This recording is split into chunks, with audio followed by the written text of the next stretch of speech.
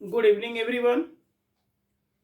आप सबका हमारे इस ऑनलाइन लाइव क्लास में हार्दिक स्वागत है, अभिनंदन है।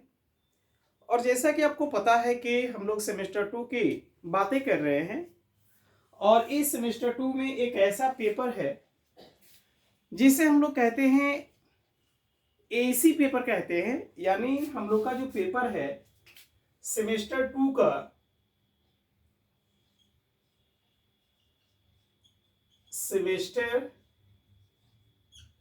का एक पेपर है जिस पेपर का नाम है एईसी। और इस एईसी पेपर में एक सब्जेक्ट है जिसका नाम है एनवायरमेंट साइंस। एनवायरमेंटल साइंस यानी इसको हम लोग कहते हैं पर्यावरण विज्ञान। पर्यावरण विज्ञान। अब यह एक्चुअली में यह जो सब्जेक्ट है जिसकी हम लोग चर्चा कर रहे हैं एनवायरमेंटल साइंस में, ये बहुत ही इंपॉर्टेंट है। चाहे वो किसी भी मेजर सब्जेक्ट वाले हों या माइनर सब्जेक्ट वाले हों या एमडीसी वाले हों, किसी भी सब्जेक्ट हों, चाहे ज्योग्राफी वाले हों या हिस्ट्री वाले हों या पॉलिटी वाले हों या हिंदी वाले हों। कई कॉलेजेस में यह एसी की जगह जो है कि एएफसी वहां पर लिखा होगा, उसको एमआईएल में लिखा होगा। यानी कई कॉलेजेस में यह आपको इन्वायरमेंटल साइंस जो है वो एमआईएल में वहां शामिल है। उसी तरीके से कई कॉलेजेस में यह जो पेपर है एईसी में शामिल है। लेकिन यह एक ऐसा पेपर है जो 100 नंबर का क्वेश्चन इससे आएगा आपका। यह 100 मार्क्स का इससे आपका प्रश्न आएगा, जिसमें कि आपका 10 क्वेश्चंस ऑब्जेक्टिव्स होंगे और ये आउट ऑफ 80 में उसमें भी 20 आपका अटेंडेंस, फिर अलग एक्टिविटीज, और फिर उसमें से आपका जो शॉर्ट क्वेश्चन होंगे, लॉन्ग क्वेश्चन होंगे। तो ये इन्वायरमेंटल साइंस से आपके क्वेश्चंस आएंगे। अब इसमें आज हम लोग जिस चीज की चर्चा करने वाले हैं वह करने वाले हैं सॉइल पॉल्यूशन की। दूसरा डिग्रेडेशन ऑफ सॉइल की। और तीसरा कंजर्वेशन ऑफ सॉइल की। यानी आज हम लोग का जो चर्चा का विषय है, जो टॉपिक आपके लिए इंपॉर्टेंट है, जिस टॉपिक पर हम लोग आज बातें करेंगे, उस टॉपिक का नाम है मिट्टी प्रदूषण, या इसी को कहते हैं मृदा प्रदूषण। मृदा प्रदूषण यानी आप देख सकते हैं कि ये मृदा प्रदूषण है। दूसरी बात यह कि डिग्रेडेशन ऑफ सॉइल यानी मिट्टी का अपक्षयन जिसको हम लोग कहते हैं या क्षरण कहते हैं। तो मृदा क्षरण, मृदा क्षरण जिसको हम लोग कहते हैं डिग्रेडेशन ऑफ सॉइल। और तीसरी बात है कि इसमें हम लोग देख रहे हैं कंजर्वेशन ऑफ सॉइल यानी मृदा संरक्षण। मृदा संरक्षण यानी ये है आपका कंजर्वेशन ऑफ सॉइल या सॉइल कंजर्वेशन। तो ये हम लोग की टॉपिक है, इसी टॉपिक पर हम लोग की बातें होंगी। पहली चीज क्या है कि यह क्वेश्चन आपको पूछा जाएगा कि मिट्टी अपरदन से आप क्या समझते हैं। यानी कि यह क्वेश्चन आपका होगा, जस्ट मिनट, जस्ट कोई दिक्कत नहीं, वो तो सीधा होगा। यहां पर इसको आप ये कर लीजिए, इसको एक सेकेंड। तो जहां तक बातें हैं आपकी कि मैं यहां पर ये कह रहा हूं कि चूंकि इससे जो क्वेश्चन आएगा वो क्वेश्चन क्या आएगा, क्वेश्चन उसमें ये आएगा कि मिट्टी अपरदन से आप क्या समझते हैं, what do you mean by soil erosion. तो पहला ये क्वेश्चन कि मिट्टी अपरदन से आप क्या समझते हैं। दूसरा question, which of the sources of soil erosion, यानी मिट्टी अपरदन के स्रोत क्या क्या हैं, यानी वो सोर्सेज कौन कौन से हैं जिससे मिट्टियां अपरदित होती हैं। तो ये भी क्वेश्चन आपके सामने क्या होगा, ये पूछा जाएगा। और जो खास बात है वो ये है कि कैसे, how to you protect of soil degradation and soil erosion, कैसे आप जो है कि मिट्टी अपरदन को प्रोटेक्ट कर सकते हैं, मिट्टी अपरदन को आप जो है कि संरक्षित कर सकते हैं। तो सबसे पहली बात यह है कि जब आप लिखना शुरू करेंगे इस पेपर में, सबसे पहली बात यह है कि जब आप इसके विषय में लिखना शुरू करेंगे तो सबसे पहले आपको बताना पड़ेगा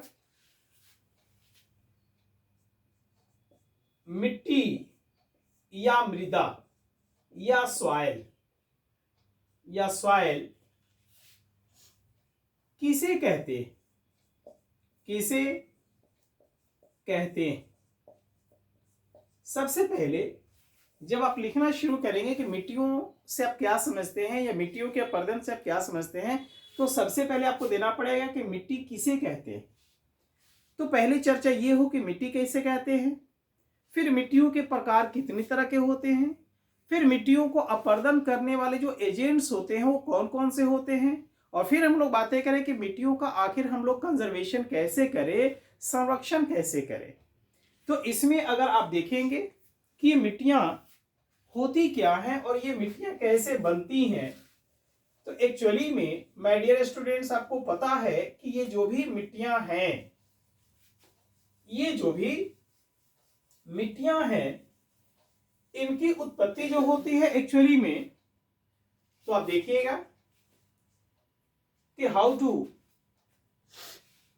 डेवलप सॉइल जेनेसिस, कैसे मिट्टियों की उत्पत्ति होती है। तो उसमें सबसे पहली बात क्या होती है कि यहां पर यह रॉक है, ये रॉक है और ये वेजिटेशन है यानी पादप है। रॉक को कहते हैं हम लोग चट्टान और इसको कहते हैं वनस्पति, यानी यह जो है यह चट्टान है और ये क्या है, वनस्पति। मैं ये आपको बताना चाह रहा हूं कि मिट्टियां बनती कैसे। अब सबसे पहली बात ये है कि ये कोई चट्टान है, अपने रॉक्स देखा होगा, बहुत सारे रॉक्स को देखा होगा। सपोज मान लीजिए कि यहां पर यह कोई रॉक है और यहां पर यह कोई वनस्पति है यानी प्लांट। अब चूंकि इस चट्टान पर यह क्लाइमेट है, क्लाइमेट का मतलब होता है जलवायु। अब इस क्लाइमेट का इफेक्ट जब इस रॉक पर पड़ता, इस क्लाइमेट का इफेक्ट कहां पड़ता है, तो जब रॉक पर पड़ता। माइक उसका बंद है क्या बेटा, वहां से माइक ऑन है ना, इसका माइक ऑन है ना, इसका अपना माइक ओके। तो मैंने कहा कि जब इस क्लाइमेट का इंपैक्ट इस रॉक पर पड़ता है और इस प्लांट पर पड़ता है, वेजिटेशन पर पड़ता है, तो किस फॉर्म में पड़ेगा भाई, यह पड़ेगा टेम्परेचर एंड रेनफॉल के रूप में। यहां भी पड़ेगा टी एंड आर के रूप में। टी का मतलब होता है टेम्परेचर और आर का मतलब होता है रेनफॉल। तो जब क्लाइमेट का impact by the form of temperature and rainfall और precipitation, these are also impact on this type of variant like rock and vegetation। जब इन दोनों पर टेम्परेचर और वर्षा का, तापमान और वर्षा का जब इस पर प्रभाव पड़ता, तो यह जो चट्टान है क्या होगा, अत्यधिक टेम्परेचर से ज़्यादा गर्मी से, मैंने बताया है पिछले क्लास में कई बार कि ज़्यादा गर्मी से कोई भी चट्टानें होती हैं या कोई भी वस्तु होती है ये या कोई भी पदार्थ होता है तो उसमें एक्सपेंशन होता है।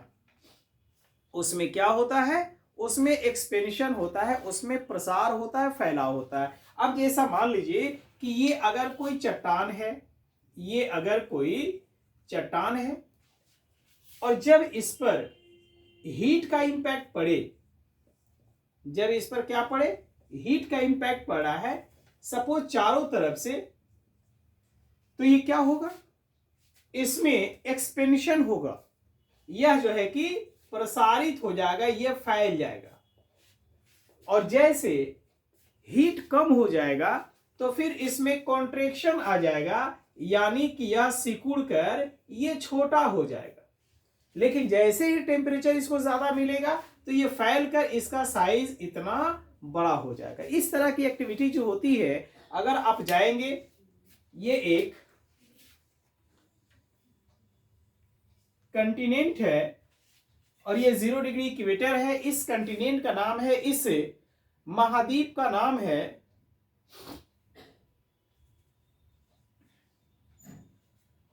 आप लोग को इसमें अपने कैमरा में बिल्कुल ठीक दिख रहा है ना?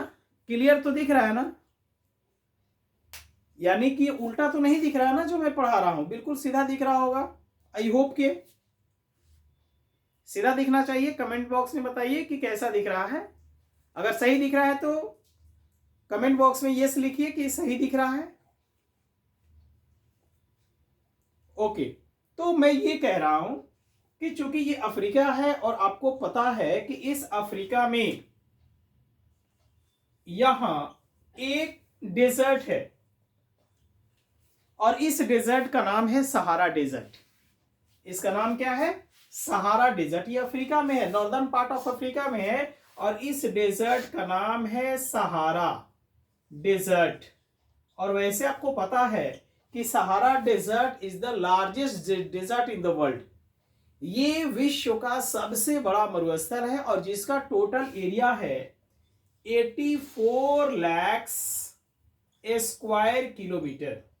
यानी इस सहारा डेजर्ट का एरिया कितना है? 84 लाख स्क्वायर किलोमीटर है, वर्ग किलोमीटर। अब चूंकि इस सहारा मरुस्थल में कई देश हैं, यानी कि इसका एक्सटेंशन, इस मरुस्थल का एक्सटेंशन कई देशों में है। जैसा कि हम लोग देखते हैं कि हमारे देश में एक मरुस्थल है, थार मरुस्थल, और उस थार मरुस्थल का एक्सटेंशन केवल भारत में ही नहीं है बल्कि पाकिस्तान में भी है। उसी तरीके से कई ऐसे डेजर्ट होते हैं जिसका एक्सटेंशन कई देशों में। तो उसी तरीके से ये सहारा है, कई देशों में है। उसमें एक देश है जिसमें ये सहारा मरुस्थल का एक्सटेंशन है और वह देश यहां पर है। इस देश का नाम है लीबिया। इस देश का नाम क्या है? लीबिया। तो ये लीबिया कंट्री है और इस लीबिया में एक उसका जगह है जिसका नाम है अल अजीजिया। अल अजीजिया, तो ये जगह का नाम है अल अजीजिया यहां पर।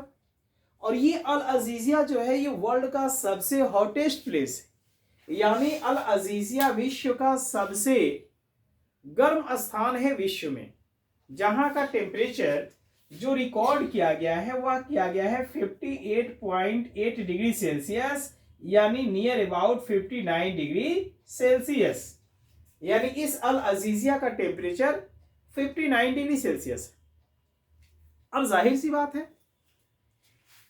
कि यह मरुस्थलीय भाग है और दिन का टेम्परेचर यहाँ का बहुत ज्यादा है, 59 डिग्री सेल्सियस। आप महसूस करेंगे कि जब हमारे यहाँ मई के महीने में, चूंकि इंडिया में सबसे जो हॉटेस्ट मंथ होता है वह मई का होता है, यानी ग्रीष्म ऋतु होती है मई के महीने में। अप्रैल, मई, जून ये सब समर सीजन होता है।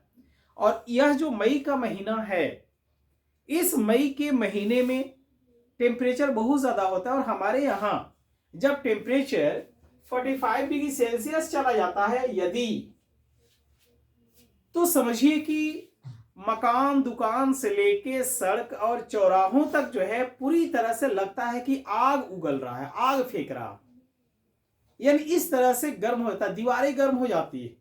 आप जब सोते हैं तो आपके बिस्तर गर्म हो जाते हैं। अगर आपके रूम में जो है कि एसी नहीं लगा हुआ है, पंखा है, तो आपका बिस्तर इस तरह से गर्म हो जाता है कि चादर भिगो के लाके और स्टूडेंट क्या करता है कि अपने बेड पर उस चादर को बिछा लेता है और बिछाने के बाद जो है फिर सोता है और 2 मिनट में फिर वो सूख जाता है। तो सोचिए कि मेरे यहाँ जब टेम्परेचर 45 डिग्री सेल्सियस है तो गर्माहट का ये असर है।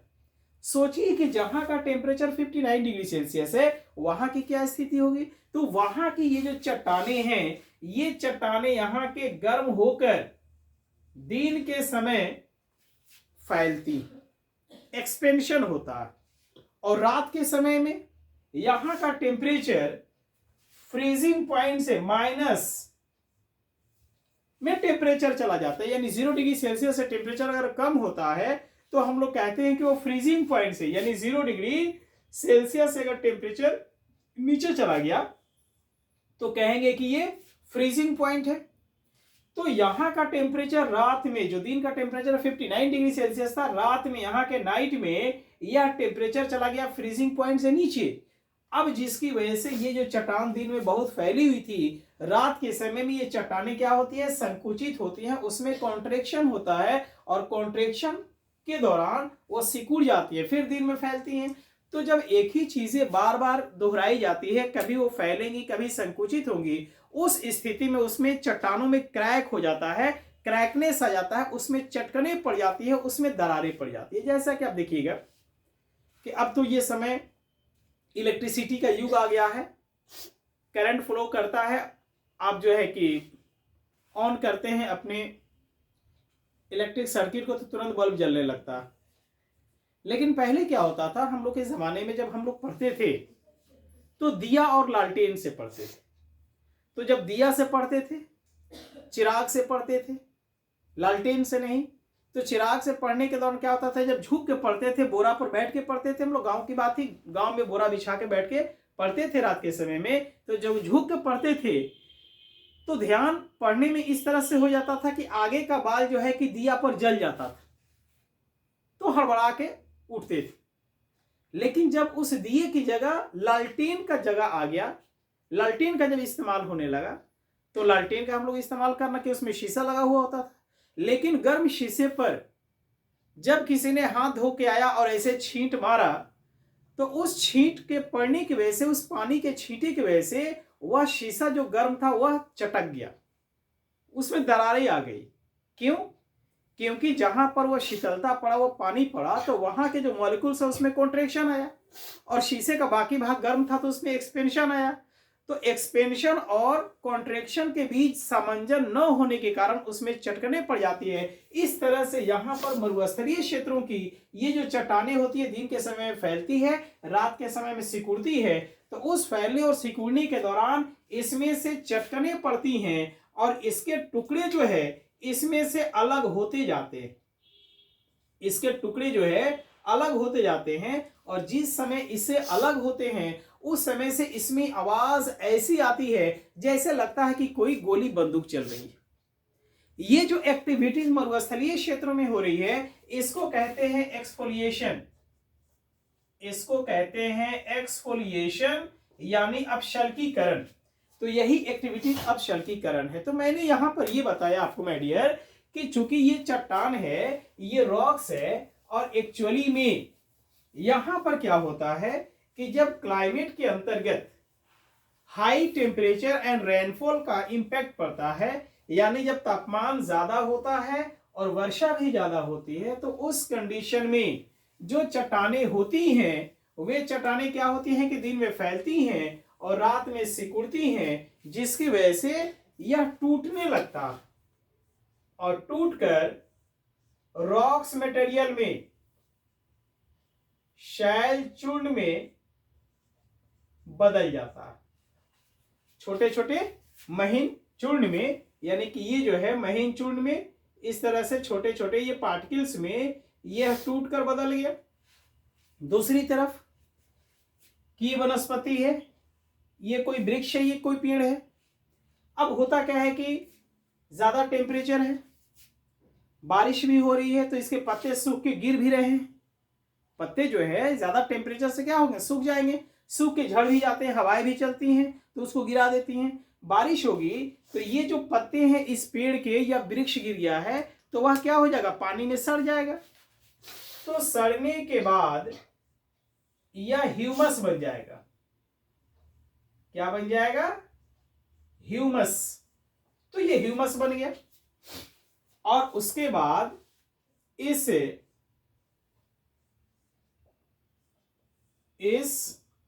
शैल चूर्ण और ह्यूमस के मिलने से यह आपकी मिट्टी बन गई, यानी सॉइल बन गया। ये आपकी इन दोनों के मिलने से मिट्टी बन गई। अब इसमें ऑलरेडी क्या मौजूद है, इसमें एयर भी मौजूद है और इसमें क्या मौजूद है, इसमें वाटर भी मौजूद है और इसमें क्या मौजूद है भाई, तो इसमें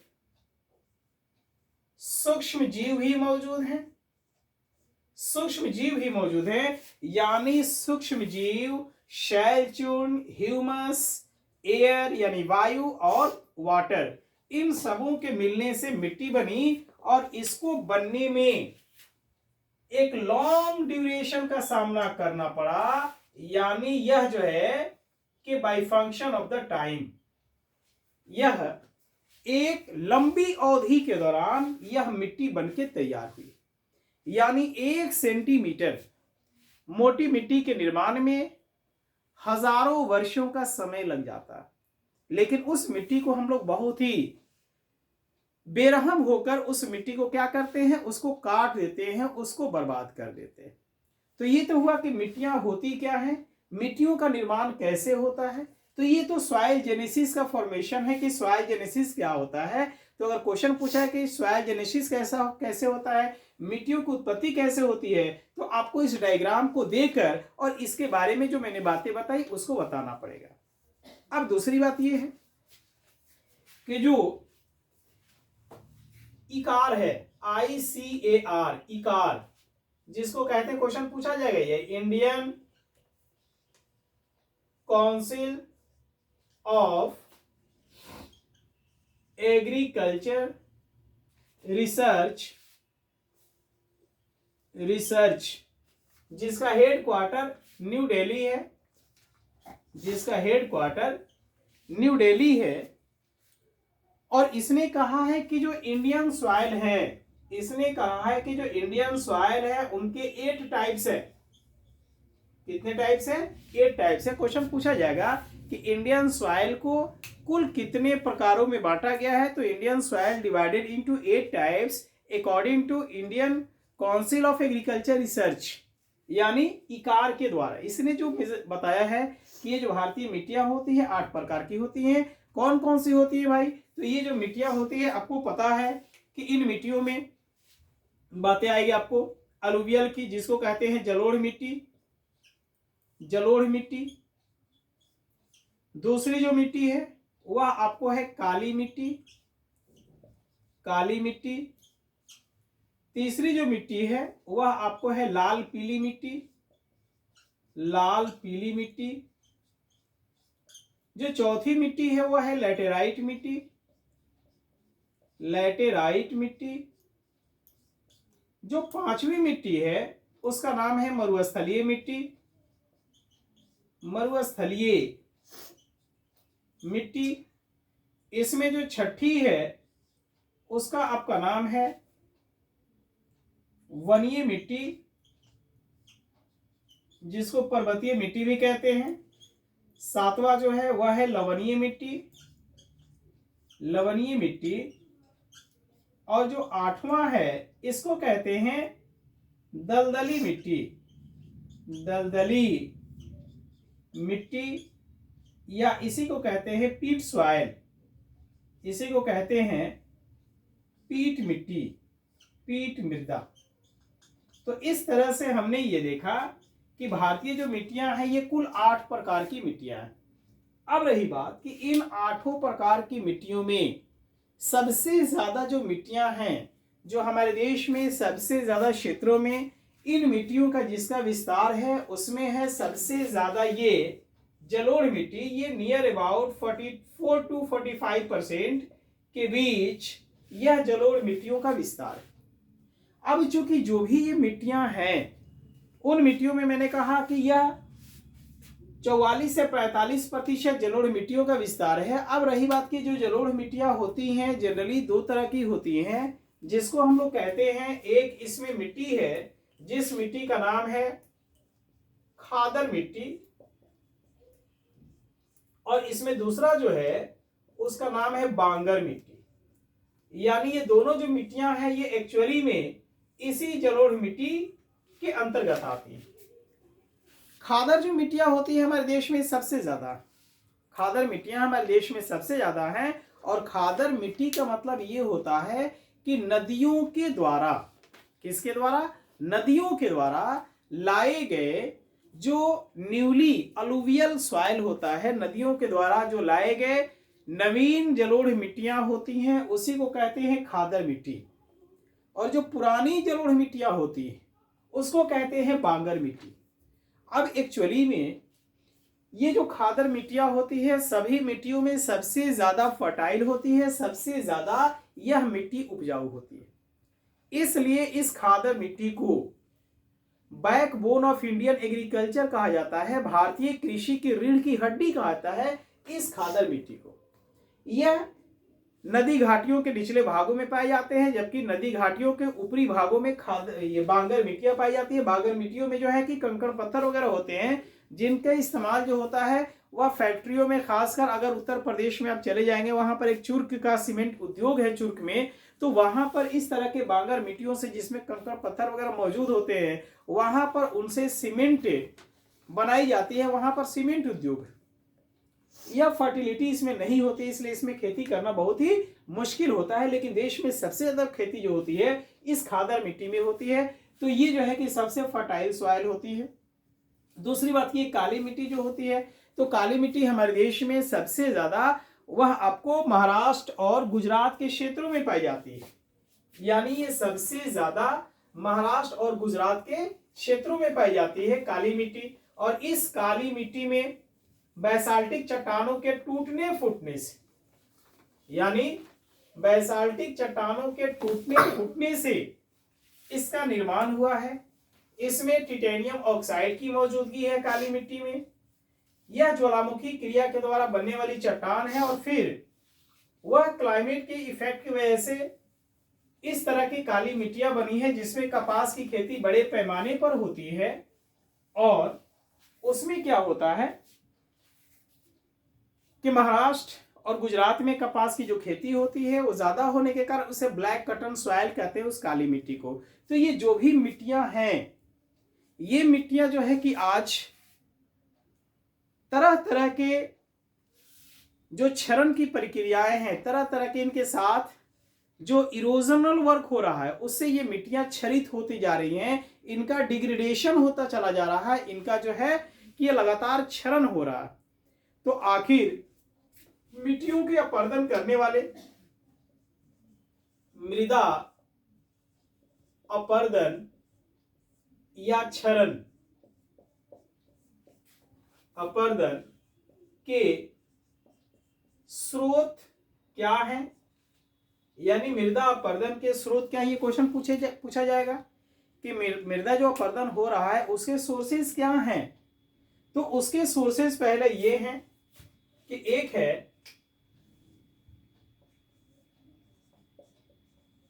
प्राकृतिक स्रोत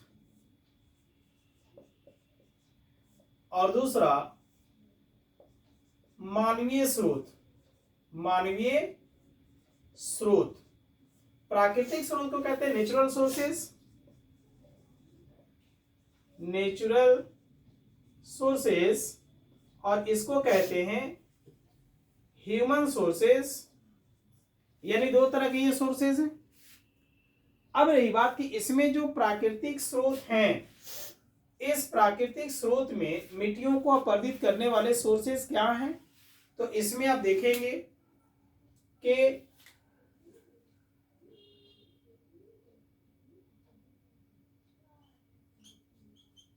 जल के द्वारा अपर्दन।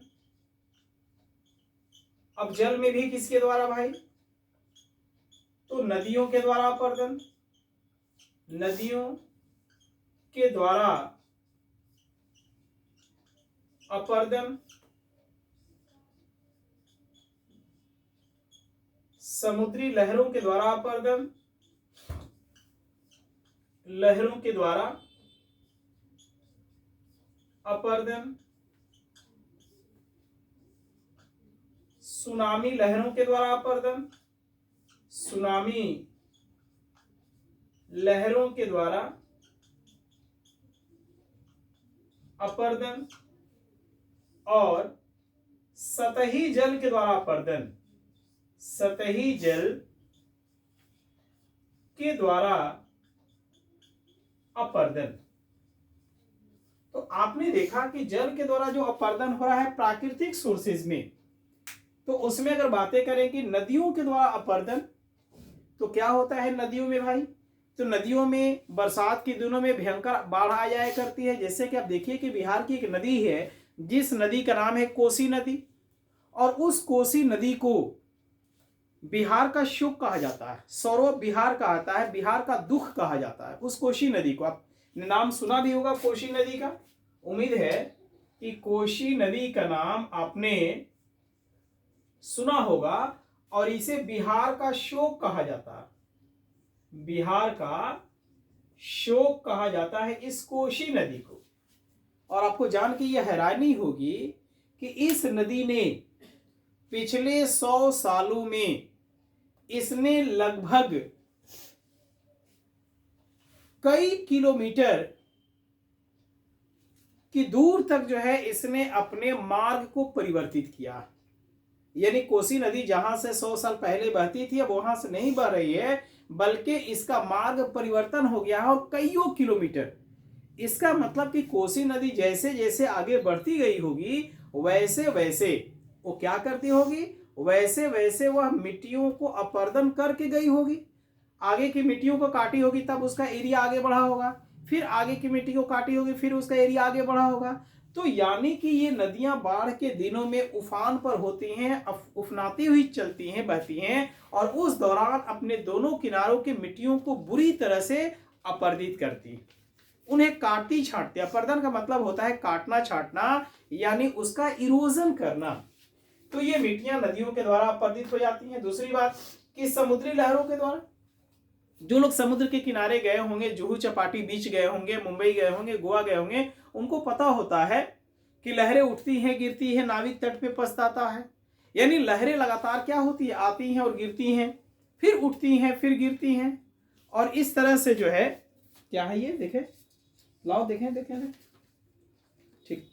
तो मैं कह रहा हूं कि जो समुद्री लहरें होती हैं, तो ये समुद्री लहरें क्या होती हैं, तट के पास से आके टकराती हैं, और टकराने के बाद बार बार जो है कि मिट्टियों का अपर्दित करती हैं। और वैसे भी मैंने आपको बताया है कि जब समुद्र की तरफ से कोई पानी की लहरें ऐसे ऐसे होते हुए जब आती हैं और तट के पास आके टकराती हैं, तो उनको कहते हैं सर्फ। क्या कहते हैं, सर्फ कहते हैं।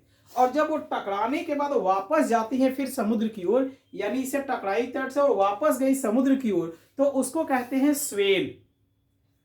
जो आके टकराई तट से तो उसको कहेंगे सर्फ, टकरा के वापस गई तो स्वेल। तो जिस समय सर्फ आके टकराया तट से, तो उस दौरान वहां की मिट्टियां भी कट जाती हैं। तो हमने देखा कि समुद्री लहरों के द्वारा भी मिट्टियों का अपर्दन होता है। तीसरी बात कि जब किसी सागर में, किसी महासागर में भयंकर भूकंप आता है, माय डियर स्टूडेंट, दरअसल क्या है कि आप बीच बीच में अपने मोबाइल से स्क्रीनशॉट लेते रहिएगा और मेरे व्हाट्सएप नंबर पर भेज दीजिएगा। तो मैंने ये कहा कि ये जो सुनामी लहर है, तो सुनामी का क्या मतलब होता है, जब किसी सागर में, जब किसी महासागर में भूकंप आता है या ज्वालामुखी आता है, मेनली ये भूकंप के संदर्भ में ही होता है, यानी सुनामी का मूल कारण भूकंप होता है। तो जब किसी सागर में, महासागर में भूकंप आता है, तो भूकंप आने की वजह से समुद्र के जो पानी होता है, जल होता है, ऊपर उछल जाता है, और ऊपर उछलने के बाद वह तट की ओर जो है कि तेजी से बढ़ता है। तो उसी महातरंग को सुनामी कहते हैं। ये जापानी भाषा का शब्द है सुनामी, और इसको जब आप लिखेंगे सुनामी तो इसका स्पेलिंग कुछ यूं होता।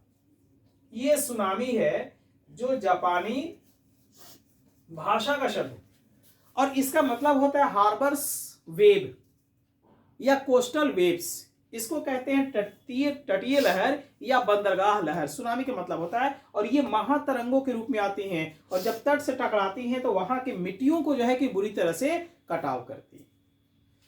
उसके बाद हमने कहा सतही जल के द्वारा। अब सतही जल में क्या हुआ भाई, अगर मान लीजिए कि किसी क्षेत्र में आकस्मिक बारिश हो गई, भयंकर बारिश हो गई, वहां पर कोई नदी नहीं है लेकिन फिर भी क्या है, भयंकर बारिश हो गई। खासकर देखिएगा कि उत्तर भारत के जो मैदानी भाग है, आप जहां बैठकर मेरे क्लास को कर रहे हैं, आपके एरिया जो है कि ज्यादातर बरसात के दिनों में बाढ़ की चपेट में आ जाता है, तो वहां पानी चारों तरफ जल पलायन होने लगता है, और उसकी वजह से जो उर्वर मिट्टियां होती है वह पानी में बह जाती है। अगर किसी का खेत ऊपर है, ऊंचा है, उसने अभी डाई अमोनियम फॉस्फेट वगैरह या जैविक उर्वरक का इस्तेमाल अगर किया है और मूसलाधार बारिश हो गई, तो उसके खेत की ये उर्वरता जो है यह बहकर निचले खेतों में, किसी और के खेतों में चली गई। तो जिसका निचला खेत है वो फ्री में उसका क्या हो गया, उसकी मिट्टियां उर्वर हो गई।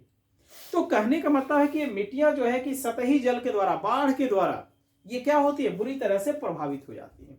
तो हमने कहा कि इन जल के द्वारा मिट्टियों का अपरदन हो जाता है, मिट्टियां कट छट जाती है। दूसरी बात क्या है कि इन मिट्टियों का जो अपरदन हो रहा है वह, आप देखिएगा कि मिट्टियों का अपरदन जो हो रहा है वह वायु के द्वारा भी होता है। क्या होता है, वायु के द्वारा भी इन मिट्टियों का अपरदन होता है। कैसे भाई, तो ऐसे। अब मान लीजिए कि दूसरा, ये तो पहला नंबर है प्राकृतिक में, ये क है यानी ए है, और इसमें जब बी की हम लोग बातें करते हैं तो वायु के द्वारा, वायु द्वारा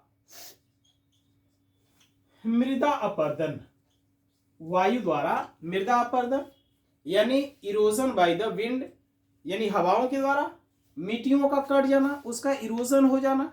तो आखिर ये वायु के द्वारा मिट्टियां सबसे ज्यादा कहाँ की इरोजन होंगी, कहाँ की मिट्टियां सबसे ज्यादा चलने वाली हवाओं से कट जाएंगी। तो ये कटने वाली जो है ये भी नेचुरल फेनोमेना है। अब इस नेचुरल फेनोमेना में देखिएगा कि ये शुष्क प्रदेशों में ऐसी स्थितियां आती हैं, चक्रवातीय क्षेत्रों में इस तरह की स्थितियां आती हैं। अब चूंकि शुष्क प्रदेशों का मतलब ये हुआ कि जहां बारिश नहीं हो रही है, तो जहां बारिश नहीं हो रही है इसका मतलब है कि जैसे हम लोग देखते हैं कि हमारा ये जो इंडिया है और इंडिया के ये पश्चिमी भागों में, ये देखिए ये हमारा जो इंडिया है, अब देखिए मैंने एक जल्दबाजी में एक इंडिया का मैप बना दिया और मैंने कहा कि ये हमारा जो मरुस्थल है इसका नाम है थार मरुस्थल। ये इंडिया का थार डेजर्ट है, और इस थार मरुस्थल में जो चलने वाली हवाएं हैं, अगर ये हवाएं ऐसे आ रही हैं तो यहाँ के मरुस्थल के जो बालू हैं, जो मिट्टियां हैं, उसको उड़ाती हुई आगे की ओर लेकर चलती है। तो चूंकि ये शुष्क प्रदेश है, ये ड्राई रीजन है मरुस्थल, यहां से मिट्टियों की हवाओं ने क्या कर दिया, इसने उड़ा दिया। दूसरी बात यह है कि आप देखिए जो साइक्लोन आता, जैसे कि अमेरिका वगैरह में जाइएगा, कनाडा में जाइएगा, तो वहां पर टोर्नेडो आता, यानी कि साइक्लोन में आप देखेंगे तो वहां आपको कई साइक्लोन देखने को मिल जाएंगे जिसमें आपकी बातें आएंगी टोर्नेडो वगैरह की, जिसमें अब देखिएगा कि वहां पर क्या होता है, वहां पर टोर्नेडो की बातें होती है। जैसे मैंने कहा कि ये टोर्नेडो, हरिकेन, टाइफून, तूफान और विली विली, ये जो पांचों हैं ये एक्चुअली में साइक्लोन है। ये क्या है, ये सब के सब चक्रवात है। और ये जो चक्रवात होता है एक्चुअली में, तो इसका बेस ऊपर होता है और उसका पतला वाला भाग नीचे होता है। ये सरफेस के संपर्क में होता है। यहाँ पर सुपर एलपी होता है, यानी लो प्रेशर यहाँ बहुत ज्यादा होता है, और इधर एचपी होता है, हाई प्रेशर होता है, जिसकी वजह से नीचे की हवाएं ऊपर तेजी से उठती हैं। उस दौरान यहाँ से सरफेस की जो मिट्टियां होती हैं, वह मिट्टियां इस हवा के साथ ऊपर की ओर उठने लगती है। जैसे कि आप देखिएगा कि अप्रैल मई के महीने में गांव में चलने वाला जो बवंडर होता है, आपने बवंडर का नाम सुना होगा। तो ये जो बवंडर है जो गांव में चलता है एक्चुअली में, जिसको लोग हिंडोइया भी कहता है, तो देखिए कि गर्मी के दिनों में ज्यादातर ये होगा अप्रैल मई के महीने में कि विभिन्न दिशाओं से हवाएं आती है और गोल गोल घूमते घूमते ये ऊपर उठ जाती है। और ये समझिए कि लगभग जो है कि 50-60 फीट ऊंचाई तक चली जाती है। उन हवाओं में देखिए कि धूल रहता है, उसमें पत्ते होते हैं, कागज होते हैं, इस तरह की चीजें हवाओं में उड़कर चली जाती है। अगर किसी खेत में वो आया है तो उस खेत की सूखी हुई मिट्टी को भी ऊपर लेकर चला जाता है। धूल क्या है, वास्तव में मिट्टी का ही पार्टिकल्स है, तो उसको भी लेके चला जाता है। तो मैंने देखा कि इस तरह के जो चक्रवात होते हैं, उस चक्रवात से भी मिट्टियां क्या होती हैं, अपरदित हो जाती है। तीसरी बात यह है कि देखिएगा कि मैंने तो कहा कि जल के द्वारा, यानी नदी वगैरह के द्वारा, दूसरा मैंने कहा कि वायु के द्वारा, और तीसरा जो है वह है हिमनद के द्वारा। हिमनद के द्वारा मिट्टी अपर्दन, यानी हिमनद का मतलब क्या होता है, ग्लेशियर। हिमनद का मतलब होता है ग्लेशियर, और ग्लेशियर का मतलब यह होता है कि बर्फ की नदी। यानी कि आप देखिएगा कि अगर यह कोई माउंटेनियस एरिया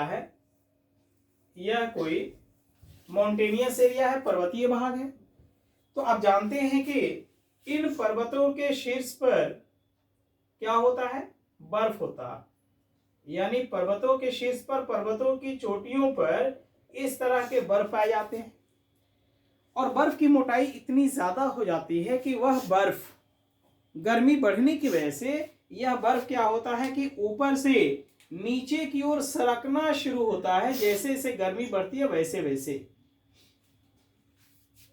इस बर्फ की मोटाई सबसे ज्यादा जाड़े के दिनों में हो जाती है। जाड़े के दिनों में बर्फ की मोटाई बहुत ज्यादा होती है, और चूंकि जाड़ा पड़ना भी, ठंडा पड़ना भी बहुत जरूरी है, क्योंकि जब तक ठंडा बहुत ज्यादा नहीं पड़ेगा तब तक जो हिमालय जैसा पर्वत है उसकी चोटियों पर बर्फ की मोटाई ज्यादा नहीं हो पाएगी। अगर ज्यादा ठंडा पड़ेगा तो बहुत ज्यादा मोटी बर्फ होगी, और बर्फ जब होगी तो गर्मी के दिनों में तेजी से पिघलेगी, और जब तेजी से पिघलेगी तो वही जो है कि हमारी नदी बनकर हमारे मैदानी भागों की ओर आएगी। उसमें गंगा भी शामिल है, उसमें यमुना भी शामिल है, उसमें कोशी भी शामिल है, उसमें ब्रह्मपुत्र भी शामिल है, उसमें सोन भी शामिल है, गंडक भी शामिल है, बूढ़ी गंडक भी शामिल है, यानी सभी नदियां शामिल है जिनका सोर्सेज हिमालय से हो रही हैं। तो ये हिमालय से निकलने वाली नदियां होती है, तो बर्फ जितना मोटा होगा तो गर्मी के दिनों में उनसे पानी उतना ही ज्यादा मिलेगा, यानी वो सदावाहिनी वो नदियां कहलाएंगी। क्या कहलाएंगी, वो सदावाहिनी नदियां कहलाएंगी। तो इस तरह के ये जब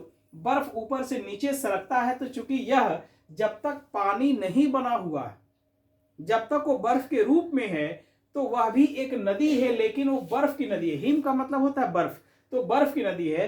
तो अगर बर्फ भी ऊपर से नीचे की ओर सरकता है तो वह मिट्टियों को काटते हुए चलता है, तो इसके जरिए भी सॉइल इरोजन होता है। इस तरह का डायग्राम बनाइए जब एग्जाम में, तो एग्जामिनर खुश होकर बहुत अच्छा आपको नंबर देगा। क्योंकि हम लोग कॉपी सेमेस्टर 1 के देख रहे हैं, मैं कॉपी सेमेस्टर 1 का देख रहा हूं, तो जो भी सेमेस्टर 1 के मेरे विद्यार्थी हैं जिन्होंने जिस तरह से मैंने बताया था लिखे हैं, उनको बहुत अच्छा मैं मार्क्स दे रहा हूं। लेकिन अब जो मान लीजिए कि जिन्होंने क्लास नहीं किया, जो नहीं देखते हैं, जिस तरह से बताते हैं उस तरह से नहीं किए, तो उनको अच्छा मार्क्स नहीं आ रहा है। तो इसलिए मेरे क्लास को मिस मत कीजिएगा। दूसरी बात यह है कि देखिए, दूध पीने से मतलब है, कोई जरूरी नहीं है कि आप पशु को पाले ही, तो कोई जरूरी नहीं है कि आप जो है कि गूगल मीट पर ही पढ़िएगा तो आपको मटेरियल मिलेगा। मैं एक एक टॉपिक को मैं अपने यूट्यूब चैनल में मैंने डाल दिया है। हिस्ट्री वाले जो है कि आप देख लीजिएगा, हिस्ट्री वाले जो भी हैं कि मैंने हिस्ट्री का आपका यूनिट 1 का जो भी टॉपिक है उसको मैंने यूट्यूब चैनल में मैंने डाल दिया है, उसको आप देख लीजिएगा जरूर। चाहे वो मिस्र की सभ्यता हो या मेसोपोटामिया की हो या ईरान की सभ्यता हो या चीन की सभ्यता हो या होमर एज हो, सारी चीज़ों को मैंने यूट्यूब पर बहुत बेहतरीन तरीके से मैंने पढ़ाया है, तो वहां पर उसको देख लीजिएगा, वो फायदा करेगा। उसी तरह से ज्योग्राफी के टॉपिक है या और भी बहुत सारे टॉपिक्स हैं। तो मैंने कहा कि ग्लेशियर के द्वारा इस तरह से सॉइल इरोजन होता है। तो हमने देखा कि जल के द्वारा, वायु के द्वारा, ग्लेशियर के द्वारा इस तरह के ये अपरदन हो रहा है। दूसरी बात यह है कि कई बार ऐसी कुछ आकस्मिक प्राकृतिक घटनाएं हो जाती है जिससे भी मिट्टी अपरदित हो जाती है, मिट्टियों का नुकसान हो जाता है। जिससे अचानक कहीं पर जो है कि किसी उपजाऊ उर्वर क्षेत्रों में ज्वालामुखी आ गया तो वहां की मिट्टियां जो है कि दब गई, उड़ गई, तो वहां भी जो है कि सॉइल डिग्रेडेशन हो गया, मिट्टियों का जो है क्षरण हो गया, वहां का भी अवनयन हो गया।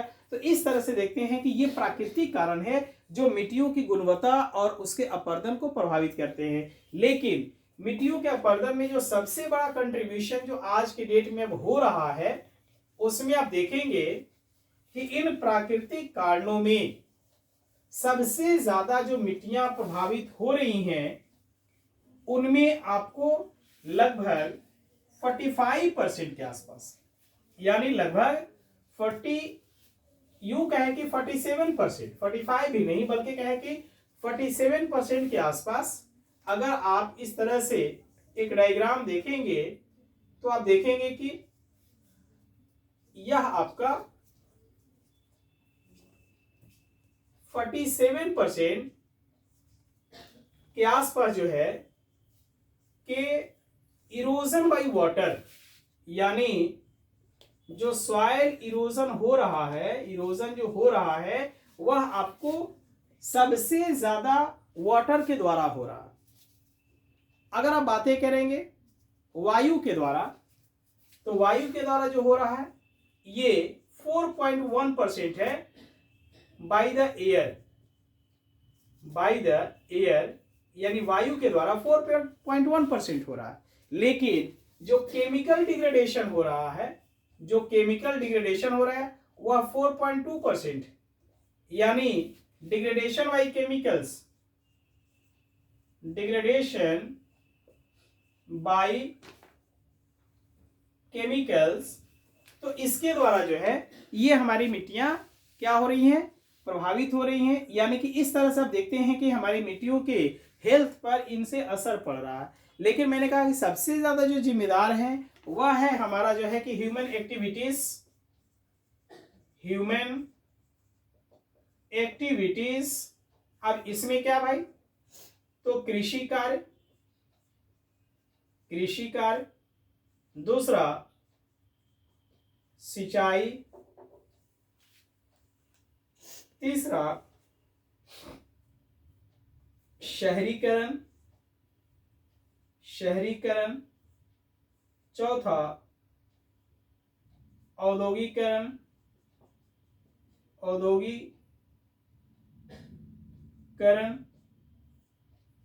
पांचवा परिवहन, छठा रसायन एवं अन्य पदार्थ। यानी हमारी जो ह्यूमन एक्टिविटीज है जिससे हमारी मिट्टियों की गुणवत्ता पर असर पड़ रहा है, उसमें सबसे पहले की कृषि कार्य। हम लोग कृषि कार्य जो कर रहे हैं, तो इस कृषि कार्य के दौरान हम लोग क्या कर रहे हैं भाई, अवैज्ञानिक तरीके से कृषि कर रहे हैं। हम लोग पर्वतीय क्षेत्रों में क्या कर रहे हैं, जो जुताई कर रहे हैं वो समोच्च रेखीय जुताई नहीं कर रहे हैं, वो समानांतर नहीं कर रहे हैं, बल्कि जो है वो सीधी कर रहे हैं। यानी कि मान लीजिए कि ये अगर कोई माउंटेनियस रीजन है और यहाँ का अगर खेत है, तो यहाँ का जो खेत है फार्म हाउस है, सपोज यही फॉर्म है, तो अगर हम इसकी जुताई हम लोग ऐसे करेंगे तो उस कंडीशन में जब बारिश होगी तब तो यहाँ की मिट्टियाँ सीधे जो है कि बहती हुई चली आएंगी।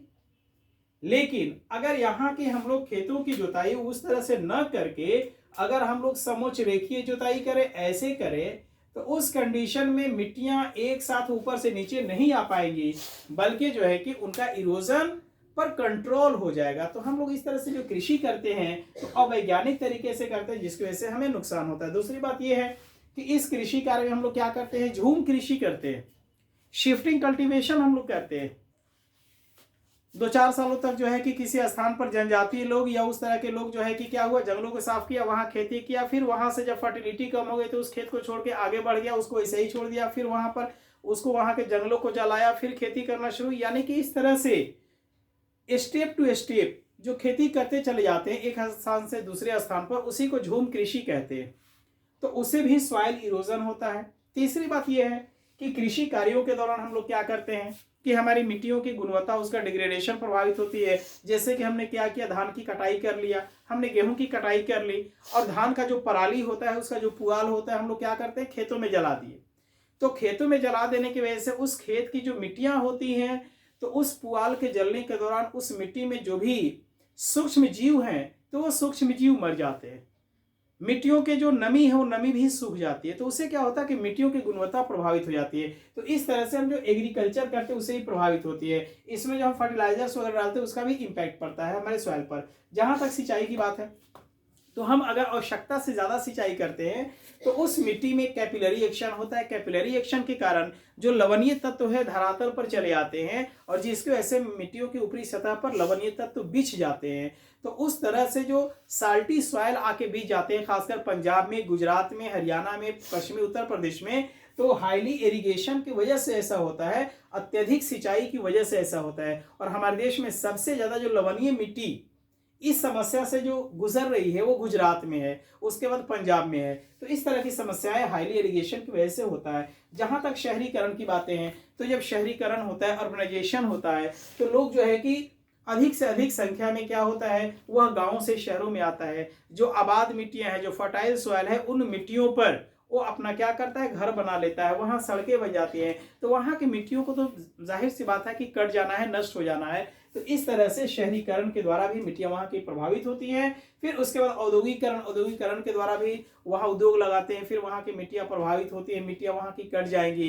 दूसरी बात कि उस उद्योग से निकलने वाला जो अपशिष्ट पदार्थ है, जो टॉक्सिक है, जो गंदे पानी है, वो भी मिट्टियों में आते हैं, मिल जाते हैं, और वहां की मिट्टियों की गुणवत्ता को प्रभावित करता है। उसी तरीका से परिवहन के द्वारा हम लोग क्या करते हैं, गाड़ियां चलाते हैं, खेतों से होकर गाड़ियां जो है कि रौंदते हुए चली जाती हैं, साथ में मिट्टियों को भी उड़ाते हुए लेके चली जाती हैं, मिट्टियों की कटाव करती हैं। फिर उन गाड़ियों से निकलने वाला जो धुआं वगैरह है, उसमें जो एरोसोल वगैरह होता है, अंततः उस मिट्टी में भी आके मिलता है। तो जिसकी वजह से जो है कि इस तरह की स्थितियां उत्पन्न होती हैं। परिवहन भी प्रभावित करता है मिट्टियों को कटाव करने में। और जहां तक बात है रसायन एवं अन्य पदार्थों की, तो हम लोग क्या करते हैं, रासायनिक उर्वरक का इस्तेमाल करते हैं, कीटनाशक का इस्तेमाल करते हैं। तो वह क्या होता है, हमारी मिट्टियों में ही वह मिला हुआ रहता है, जिसकी वजह से हमारी मिट्टियों की गुणवत्ता क्या होती है, वह नष्ट हो जाती है। दूसरी बात क्या है कि अन्य पदार्थ के रूप में हम लोग पॉलीथीन का इस्तेमाल करते हैं।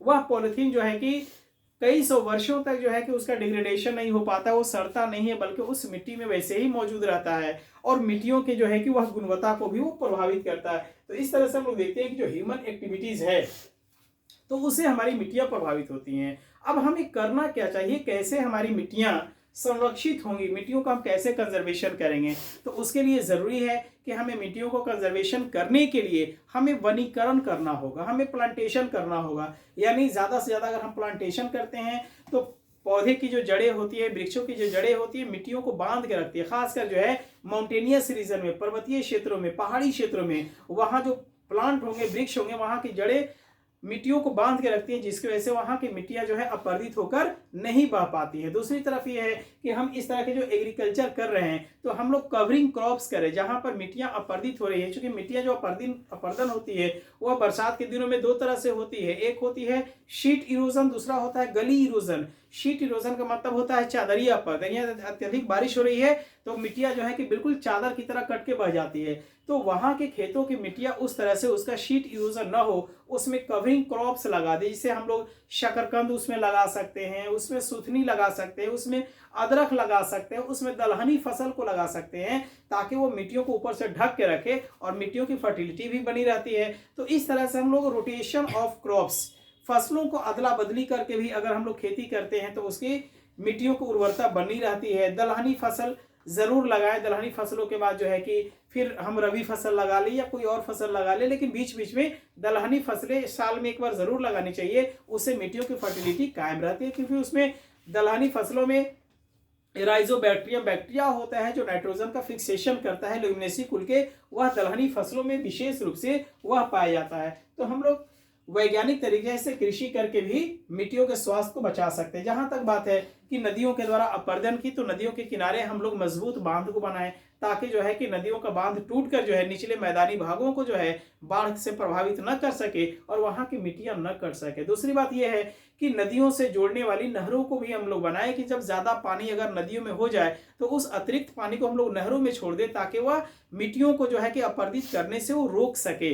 दूसरी बात क्या है कि ढालू वाले क्षेत्रों में जगह जगह पर हम लोग बॉक्स बना लें, ताकि वर्षा का पानी जो है कि अचानक नहीं आ पाए बल्कि जमा होते होते आए। उससे क्या होगा कि एक तो पानी का फिल्ट्रेशन भी होगा, अंडरग्राउंड वाटर रिचार्ज भी होगा, और दूसरी तरफ हमारे सॉइल इरोजन भी रुक जाएगा। जहां तक बात है शहरीकरण के, तो मेरी कोशिश हम लोग की ये होनी चाहिए कि शहरीकरण उन उपजाऊ मिट्टी वाले क्षेत्रों में ना हो, जो बंजर भूमि है वैसे क्षेत्रों में शहरीकरण हो तो हो, लेकिन जो हमारी फर्टाइल सॉइल है, जो कृषि के लिए जरूरी सॉइल है, वहां पर शहरीकरण ना हो, बल्कि उसको एग्रीकल्चर लैंड के रूप में भी उसको रखना चाहिए। इस तरह से अगर हम करते हैं तो हमारी मिट्टियों की गुणवत्ता कायम रहती है। दूसरी बात यह है कि हम लोग जो रसायन का इस्तेमाल कर रहे हैं और जो पॉलिथीन वगैरह का इस्तेमाल कर रहे हैं, तो रसायन में हम लोग क्या कर रहे हैं कि बहुत सारे जो है कि रासायनिक कीटनाशक उर्वरक का इस्तेमाल कर रहे हैं। उसके लिए हम लोग को चाहिए कि बायो फर्टिलाइजर का इस्तेमाल करें। वह बायो फर्टिलाइजर हमारी मिट्टियों की गुणवत्ता को कायम रखता है।